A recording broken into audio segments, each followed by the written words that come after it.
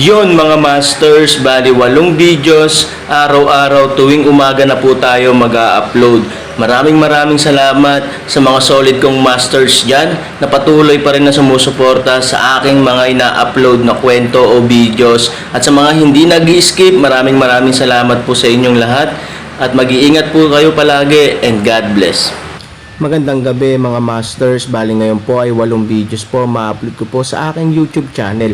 Tama nga mga masters, 8 videos nga po ma-upload ko. Yon, what's up mga masters? Nandito na naman tayo sa panibagong araw, panibagong kabanata na naman ang pagsasama-samahan natin ngayon guys.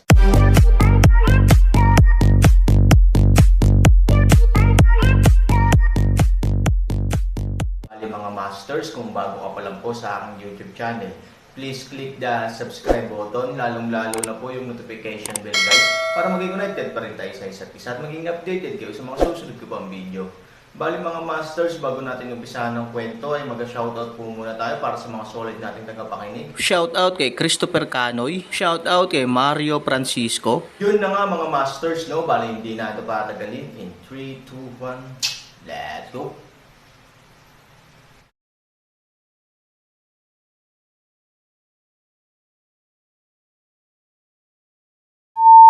Sa apoy ng suntok na ginawa lamang gamit ang kamao, ang ginseng na sanggol, na dating orihinal na hitsura, ay biglang tumalon palabas ng katawan sa mga pagsabog ng berdeng liwanag. Ang maliit na lalaki ay puti at malambot sa berdeng ilaw. Ginseng sanggol kaliwang kamay bahagyang iyangat, isang berdeng ilaw ay balot sa paligid Ye Gocheng. Sa harap ng nahulog na si Ye Gocheng, ang kanyang katawan ay biglang lumipad ng mabagal, at sa wakas ay huminto sa hangin. Ginseng baby body green light, hindi mabilang na berde ang maaaring sumunod sa kanyang kaliwang kamay at kaliwang kamay palabas ng paikot-ikot na Ye Gocheng na ang berdeng ilaw ay dahan-daang pumasok sa buong katawan ni Ye Gocheng. Hindi nagtagal, ang buong katawan ni Ye Gocheng ay nabalot ng berdeng enerhiya, tulad ng isang kakon. Miss, para saan ito? Sa isang tiyak na taas, hindi maiwasang magtaka ni Chimeng. Hindi nagsalita si Luruaxen, ni hindi kumikislap ang kanyang mga mata, nakatingin sa eksena sa malayo. Poof! Bigla, si Ye Gocheng, na hindi kumikibo, ay umubo ng matindi at nagsuka ng itim na dugo mula sa kanyang bibig. Ang mas kakaiba ay sa oras na ito, si Ye Gocheng ay biglang huminga, at ang kanyang mga paa ay nagsimulang gumalaw ng bahagya. Kamatayan at muling pagkabuhay. Ito, anong nangyayari? Pinatay ng lalaking iyon si Gocheng at iniligtas. Si Wu Yan at ilang matatanda ay parang mga multo. Ito ay hindi kapanipaniwala. Hindi pa sila banggitin, maging si Chen Shuang at ang iba pa ay nagulat sa kung paano may iligtas ng Ren Shenhua si Ye Gocheng, at nagtataka kung ano ang kanyang ginagawa. Wake up, humingi ng tawad sa asawa ko. Sabi ko, gusto kong humingi ka ng tawad. Ginseng baby angry round stare, cold voice cheers. Naramdaman ni Ye Gocheng ang mainit na agos ng tubig sa buong katawan niya. Bagamat nanghihina siya, nakuha niya, mas mabuti kahit dahan-daang gumalaw ng kaunti, binuklat ni Ye Gocheng, sino ang iyong asawang si Qin Shuang noong huling beses, binubuli ni Ye Gocheng si Qin Shuang. Panipi, ay inayos ni Qin Shuang na manatili sa bahay ng Sefeng at hindi pinayagang lumabas, walang sino man ang makikinig kay Qin Shuang, na talagang hindi lumabas, kaya hindi niya alam ang mga bagay na ito hanggang pagkatapos. Galit na galit siya kay Ye Gocheng sa kanyang puso. Ngayon, sinaktan ni Ye Gocheng si Qin Shuang sa harap ng sanggol na Renshen, at agad na pinalayas si Renshen na si Ye Gocheng. Shuang, hindi ba mahilig si Qin Shuang sa Aaron? Ngunit hindi nagtagal, naintindihan ni Ye Gocheng, at sumilay sa kanyang bibig ang isang casual na pagngisi, gusto mo akong humingi ng tawad kay Qin Shuang, hindi ba? Oo, pero mahina ako ngayon. Hindi ako makasigaw. Pwede bang hinaan ang boses ko? Kahit na napakabangis ng lalaking nasa harapan niya, pinigilan niya ang sarili niya, ngunit ngayon ay maaari niyang gamutin ang kanyang sarili sa anumang paraan. Ngunit ang layunin ng pagpapagaling sa kanyang sarili ay upang humingi ng tawad kay Qin Shuang. May plano si Ye Gocheng.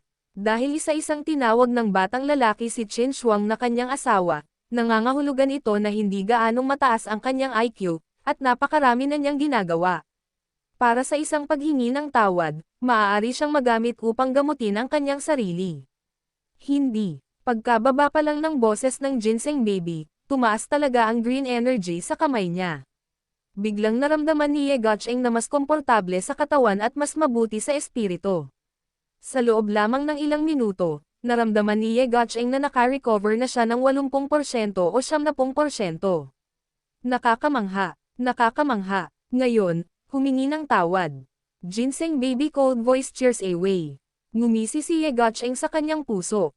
Ang maliit na bagay na ito ay talagang isang hanggal. Gayunpaman, mayroon siyang ilang mga kasanayan. Mababawi niya ang kanyang sarili sa napakaikling panahon.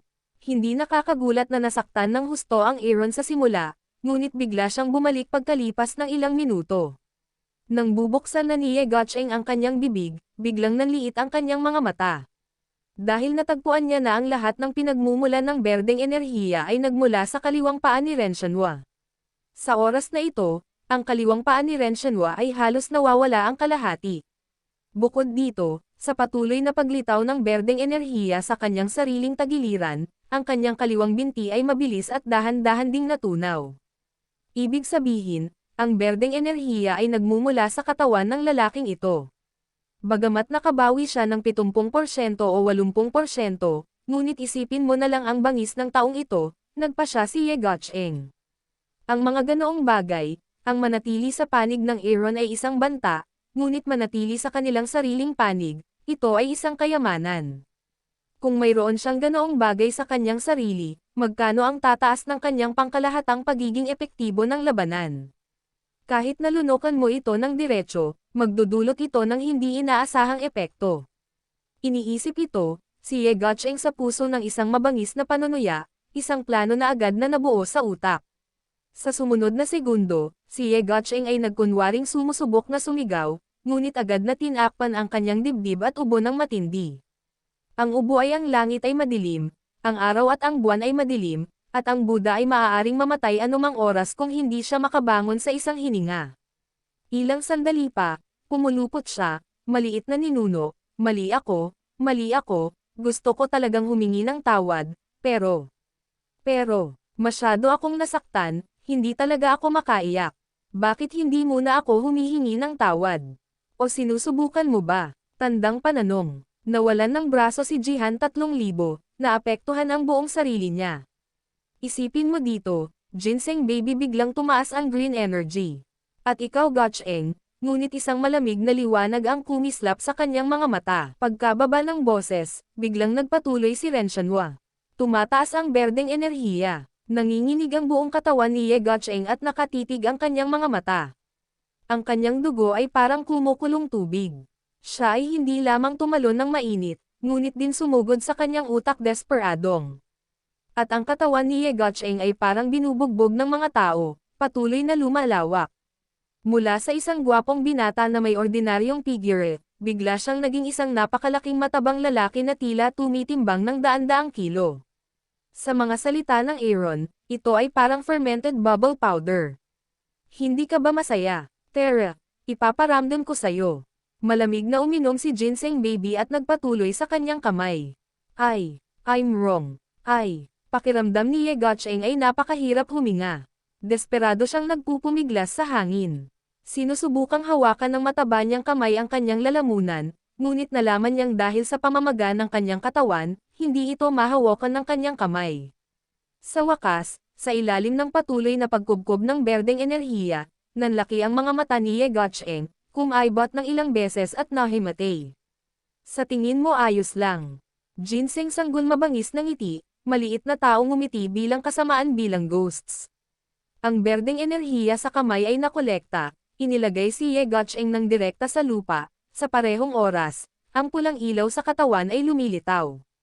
Tumalon ng apoy. Bumangon ka. Ginseng Baby, na may apoy at kamao, ay nadurog kay Ye Gotcheng. Isang suntok, dalawang suntok. Sa buong kalsada, may mapurol na tunog ng mga suntok ng kamao sa katawan, sunod-sunod, sa buong milya. Lahat sila ay nagkatitigan, walang nang ahas magsalita, at walang nang ahas na tumulong. Pagkaraang basagin ang mahigit 10 kamao ni Ren Shanhua, ang namamagang ulo ni Ye Gotcheng ay puno na ng dugo, at ang kanyang mukha ay lalong sumama. Ayaw lumingon ng mga matatanda ni Huyan. Ginseng baby so fierce, even Yu Gotcheng hindi kayang makipagharap ng iilan, ano ang magagawa nila? Sa oras na ito, lumabas ang huling suntok ni Ren Shanhua. Katulad ng huling pagkakataon, ang liwanag ng apoy ay tumama sa katawan ni Ye Gotcheng. Ngunit si Ye Gotcheng ay hindi rin tuluyang gumalaw. Bumangon ka. Sa malamig na inumin mula sa Renshen baby, muling naging berde si Renshen baby. Kasabay nito, dahan-dahan ang kinaladkad ni Lei Weneng si Ye Gotcheng sa hangin at dahan-dahan siyang binalot.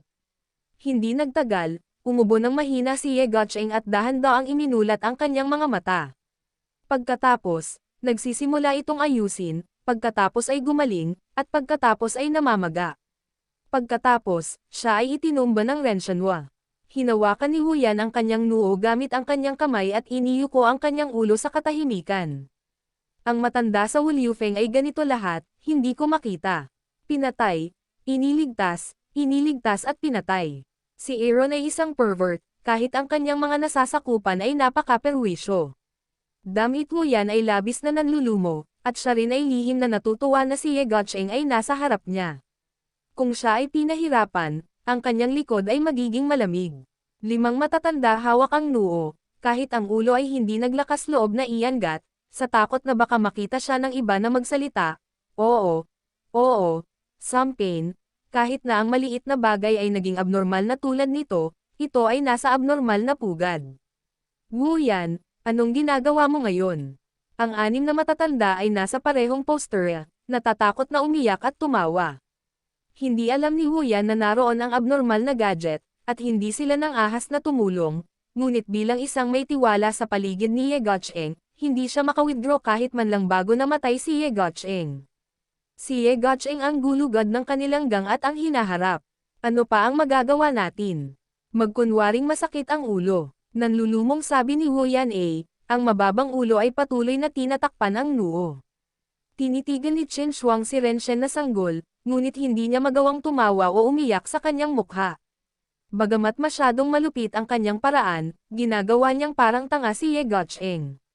Siya ay umiiyak dahil ang kanyang puso ay puno ng damdamin, dahil si Renshen baby ay naglalabas ng kanyang galit sa kanyang katawan.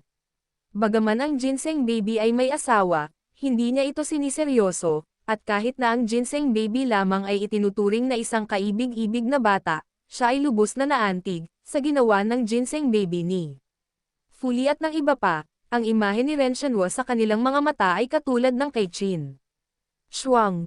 Mali ako, humihingi ako ng tawad. Maaari ba akong humingi ng tawad? Si Ye Gotcheng, na muling nagising, bagamat nanghihina pa siya sa sandaling imulat niya ang kanyang mga mata, agad siyang lumuhad ng buong lakas. Talagang magkakaroon siya ng nervous breakdown kapag nagpatuloy ito sa ganito. Patay at buhay, buhay at patay, kung sino ang makatiis. Ang prosesong ito ay lubhang mahirap, alinman sa sakit sa kamatayan, o malamig na gumuho. Ang mukha ng Ginseng ay malamig, ang kanyang kaliwang binti ay nawala, at ang natitirang bahagi ng kanyang kanang binti ay halos wala na. Green maaari isang withdraw, dahon malungkot na lungsod buong tao mabigat na mahulog sa lupa, pagkahulog ng nahihilo, ikaw Gotcheng ay puno ng galit. Para saan? Bakit? Siya ay isang batang pinuno ng henerasyong Ye Gotcheng, ngunit sunod-sunod siyang tumaob sa nihilismo. Bukod dito, 2 beses siyang natalo ng tao ni Qin Shuang. Hindi ba dapat siya ang pinakamahusay na katapat para sa Qin Frost sa mundo? So twice, namamaga yung mukha niya, ayaw niya. Gayunpaman, ang sitwasyon ay ganoon, si Ye Gotcheng ay makakapagnalit lamang ng kanyang mga ngipin, nakatingin kay Qin Shuang sa malayo, nagangat ng gas, malakas at naglalaman ng Qin Shuang, sorry. Lumuhad. Ginseng baby cold voice angry way. Napasimangot si Ye Gotcheng, huwag masyadong lumayo. Lumuhad ka ba sa harap ng mga nasasakupan mo at ni Huyan? Nasaan ang mukha ni Ye Gotcheng? Paano mo mapapanatili ang iyong dignidad? Nakikita mo ang Ginseng baby hands green ay maaaring lumiwanag, si Ye Gotcheng ay agad na lumuhad ng malambot, lumuhad sa lupa. Qin Shuang, pasensya na. Ibinaba ni Ye Gotcheng ang kanyang ulo at sumigaw. Biglang bumagsak ang moral ng mga disipulo ng Yaoshen Pavilion na hindi nakatakas. Ilan sa kanila ay nagtapon pa ng kanilang mga armas. Lumuhad na ang pinuno at humingi ng tawad. Ano ang pinaglalaban nila? Lumingon si Ginseng Baby at tumingin kay Qin Shuang, asawa, nasisiyahan ka pa ba? Nakatingin sa ginseng na sanggol na halos 2 paa at maliit na kalahati na lang ang natitira, at isang braso ang nawawala sa kanyang itaas na katawan, si Qin Shuang, na may mga luhang nangingilid sa kanyang mga mata, ay tumango, satisfied. Siyempre, hindi niya pinatawad si Ye Guocheng, ngunit hindi niya kayang saktan ang sarili sa ganitong paraan. Sa taas, nagulat si Luruo at nanliit ang kanyang mga mag-aaral. Hindi siya natinag, at hindi rin siya nakakaramdam ng nakakatawa. Puno lang ng pagkabigla, bagamat mababa ang tingin niya kay Ye Guocheng, ang tinaguriang young leader, hindi niya itinatanggi na si Ye Guocheng ay ganap na walang kakayahan. Ngunit maaaring ihagis ng Ren Shanhua si Ye Guocheng ng ganito. Si Ye Guocheng ay walang kapangyarihang lumaban, gusto kong makakita ng magandang dula, ngunit hindi ko inaasahan na may mas kahangahangang dula sa dula, ang maliit na bagay na ito. Napangiti si Luruexen. Yun na nga mga masters, no? Bali panibagong kabanata na naman yung natapos natin ngayong gabi. Muli, maraming salamat po.